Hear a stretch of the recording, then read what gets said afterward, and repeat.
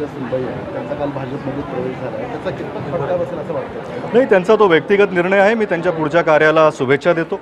त्यांनी एक वाट निवडलेली आहे, त्यांची राजकीय ही पहिली एंट्री आहे आणि त्यांनी जो विचार निवडला आहे त्या पद्धतीने त्या काम करतील. ते लोक ठरवतील. लोकशाहीमध्ये लोकांना ठरवायचं असतं की कुणाचा काय इम्पॅक्ट होतो, का किती फॅक्टर आहे. ते आता ह्या निवडणुकी असेल किंवा आता तर सुरुवात आहे, पुढे बघू काय होतं. लिंगायत मतदार प्रभावित होतील अशी एक चर्चा आहे. नाही, काँग्रेस पक्षानं कधीही जातीचं समीकरणावर केलं नाही. आम्ही म्हणतो आमचा उमेदवाराचं कार्य आणि इंडिया आघाडी आणि महाविकास आघाडीने केलेली कामं आणि जे येणाऱ्या काळामध्ये जे आज लोक जनता त्रस्त आहेत, बेरोजगारी, महागाई, शेतकऱ्यांना हमीभाव पाहिजे, मुलांना नोकऱ्या पाहिजेत, ह्या मुद्द्यांना पुढे घेऊन आम्ही निवडणूक लढणार आहोत. त्याच्यामध्ये जातीयाचा फॅक्टर आहे किंवा नाही याच्यावर आम्ही भाष्य करणं की कधीच काँग्रेसनी जातीपातीचं राजकारण केलं नाही. ज्या सुनबाई आहेत त्यांचा काल भाजपमध्ये प्रवेश झाला आहे, त्याचा कितपत फटका बसेल असं वाटतं? नाही, त्यांचा तो व्यक्तिगत निर्णय आहे. मी त्यांच्या पुढच्या कार्याला शुभेच्छा देतो.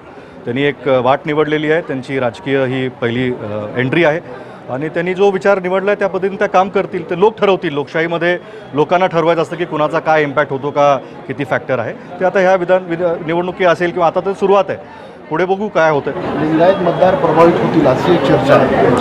नाही, काँग्रेस पक्षानं कधीही जातीचं समीकरणावर केलं नाही. आम्ही म्हणतो आमचा उमेदवाराचं कार्य आणि इंडिया आघाडी आणि महाविकास आघाडीने केलेली कामं आणि जे येणाऱ्या काळामध्ये जे आज लोक जनता त्रस्त आहेत, बेरोजगारी, महागाई, शेतकऱ्यांना हमीभाव पाहिजे, मुलांना नोकऱ्या पाहिजेत, ह्या मुद्द्यांना पुढे घेऊन आम्ही निवडणूक लढणार आहोत. त्याच्यामध्ये जातीयाचा फॅक्टर आहे किंवा नाही याच्यावर आम्ही भाष्य करणं की कधीच काँग्रेसनी जातीपातीचं राजकारण केलं नाही.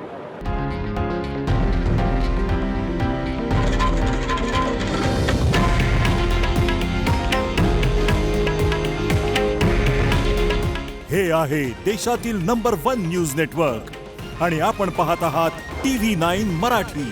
काळजी तुमची, हित महाराष्ट्राचं.